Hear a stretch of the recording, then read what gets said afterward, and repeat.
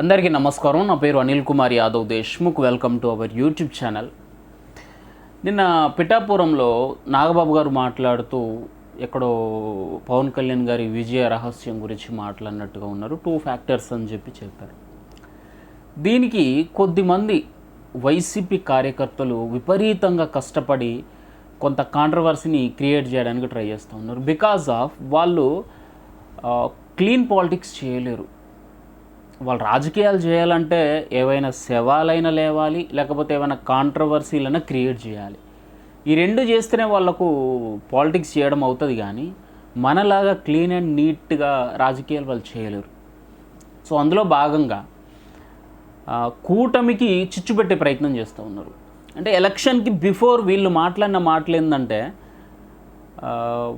ఒక్కొక్కడు కాదు అందరు కలిసే రండి, దెబ్బకొక్కని చంపేస్తాడు మా జగన్ రెడ్డి గారు, సింహంలాగా సింగిల్గా వస్తామని చెప్పి మన ఇడ్లీ ఫేస్ వేసుకున్న పేర్ని నానిగారు మాట్లాడారు. తర్వాత మన పాన్ పరాకులు నమిలే కొడాల నానిగారు మాట్లాడారు. తర్వాత మన ఆంబోతు రాంబాబు గారు మాట్లాడారు. దాని తర్వాత కోడిగుడ్డుల మినిస్టరు గుడివాడ అమర్నాథ్ కూడా మాట్లాడిండు. తర్వాత మన అనిల్ కుమార్ యాదవ్ అన్న మాట్లాడిండు. ఇలా చాలామంది మాట్లాడిండు. కలిసి రండి, కలిసి వస్తే మాకు కూడా వేసేయడానికి ఈజీగా ఉంటుంది, విడివిడిగా వస్తే మళ్ళీ లేట్ అవుతుంది, కలిసి వస్తేనే గుద్దుకోకని లేపేస్తాడు మా సింహం అన్నయ్య అని చెప్పి వీళ్ళు ఎలివేషన్ ఇచ్చుకున్నారు. రోజా కూడా ఇచ్చింది, వీళ్ళందరూ ఇచ్చిళ్ళు. సరే అని చెప్పి వాళ్ళు కలిసి వచ్చిన తర్వాత కనీసం ప్రతిపక్ష హోదా కూడా రాలేదు. 11 క్రికెట్ టీంకే పరిమితం అయిపోయారు. ప్రతిపక్ష హోదా కోసం పోరాడుతూ ఉన్నారు. జనాలు ఎవరు పట్టించుకోవట్లేదు. కాబట్టి కూటమిలో చిచ్చు పెట్టడానికి ఎప్పుడు అవకాశం దొరుకుతుందా, లేకపోతే ఎప్పుడైనా 7 లేస్తుందా అని చెప్పి ఒక గోతికాడి నక్కల లెక్క ఎదురు చూస్తూ ఉన్నారు. చికెన్ షాప్ ముందు కుక్క లెక్క. ఆ బొక్క ఎప్పుడు పడుతుందా, కోడికాళ్ళు తలకాయ ఎప్పుడు పడుతుందా, ఎప్పుడు ఎత్తుకొని పోయి తినేద్దాం అని చెప్పి ఇట్లా వాళ్ళ ఆలోచనలు ఉంటాయి. నిన్న నాగబాబు గారు మాట్లాడుతూ, నాకు తెలిసినంతవరకు ఇదైతే టీడీపీ కాంట్రవర్సీ చేయట్లేదని నేను అనుకుంటున్నా. వైసీపీ పేటీఎం వాళ్ళు పాపం బాగా విపరీతంగా ప్రయత్నం చేస్తూ ఉన్నారు. ఒకసారి అది మీకు వినిపించే ప్రయత్నం చేసి దానికి ఒక కన్క్లూజన్ ఇవ్వడానికి కూడా నేను ట్రై చేస్తాను. ముఖ్యంగా వర్మ గారికి నియోజకవర్గం నా గెలుపు మీ చేతుల్లో పెట్టాం.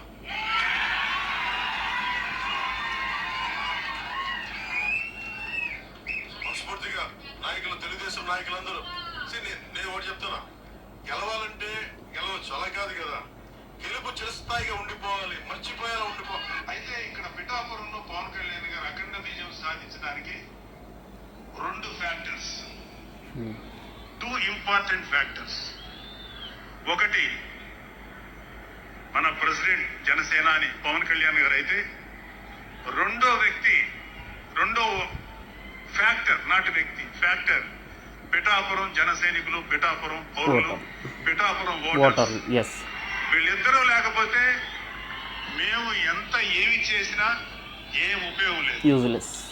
సో మాలో ఎవరైనా ఇంకెవరైనా సరే పవన్ కళ్యాణ్ గారి విజయానికి నేనే దోహదపడ్డాను అని ఎవరన్నా అనుకుంటే అది వారి కర్మ, అందుకంటే ఏం చేయలేదు. సో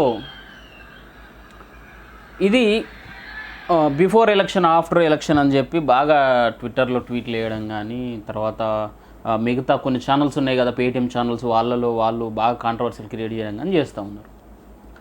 ఇక్కడ నాగబాబు గారు ఏ ఒక్కరి పేరుని ప్రస్తావించలేదు. జనరల్గా పిఠాపురం ఎలక్షన్ జరిగినప్పుడు అక్కడ చాలామంది క్యాంపెయినింగ్ చేసిళ్ళు, ఇంక్లూడింగ్ నేను కూడా అక్కడికి పోయి క్యాంపెయినింగ్ చేసిన. నాగబాబు గారు కూడా వచ్చిళ్ళు, ఇంకో చాలామంది సెలబ్రిటీసు, తర్వాత జబర్దస్త్ ఆర్టిస్టులు వచ్చిళ్ళు. తర్వాత పాపం వెహికల్ వేసుకొని, ట్రైసైకిల్ వేసుకొని, వాళ్ళంతటా వాళ్ళు డబ్బులు ఖర్చు పెట్టుకొని పాదయాత్రలు చేసుకుంటూ ఎంతోమంది ఎన్నో రకాలుగా వినూత్న ప్రచారాలు చేసి పవన్ కళ్యాణ్ గారికి ఒక గొప్ప మెజారిటీ ఇచ్చి గెలిపించుకున్నారు. ఇంతమంది ఏ కష్టం చేసినా ఇదే కష్టం బిఫోర్ 2019 ఎలక్షన్లో కూడా మేము చేస్తున్నాం. ఆ టైంలో సాధించలేకపోయినాం, ఈసారి సాధించినాం. అంటే జనాల్లో వాళ్ళ గుండెల్లో లేనిది ఎన్ని రకాల ప్రచారాలు చేసినా కూడా ఓట్లు పడవు అని చెప్పి నాగబాబు గారి ఉద్దేశం. అంటే మన తెలుగులో అర్థం కావాలంటే ఎట్లా చెప్పాలంటే, కడుపులో లేనిది కాకులిచ్చుకుంటే వస్తుందా ప్రేమ? రాదు కదా. ఉట్టిన పైన ఇట్లా కౌగిలించుకుంటే ఏముంటుంది, ఏం ఉపయోగం ఉండదు. ఆ ప్రేమ అనేది కడుపులో ఉండాలి.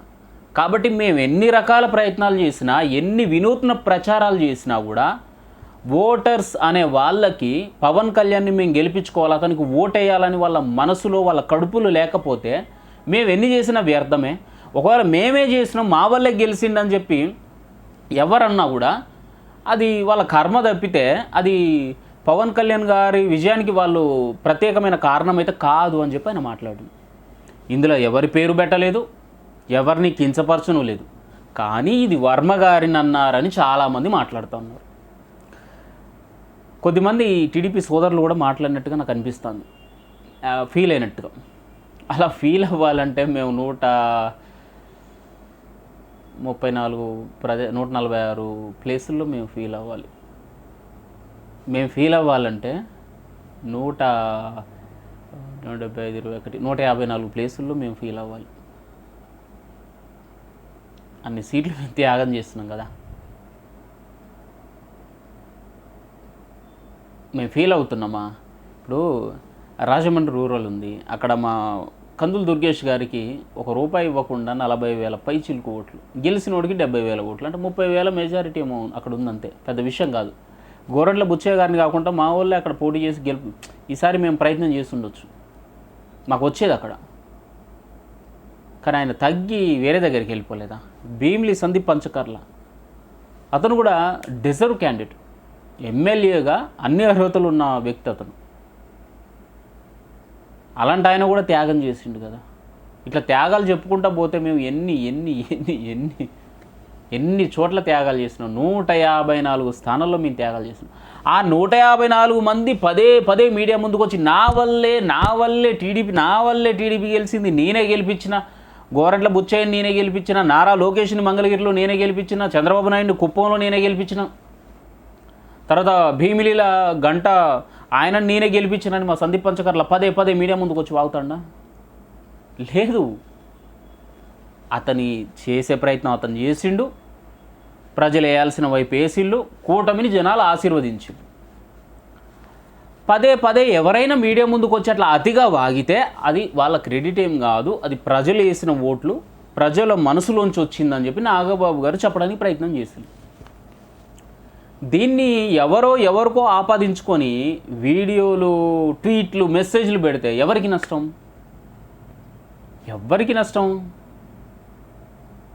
పేటీఎం వాళ్ళకే నష్టం. ఎందుకంటే వాళ్ళ రాజకీయమే ఇది. ఎంతసేపు అరే నిజంగా ఒక మాట మీద ఉంటారా మీరు అసలు?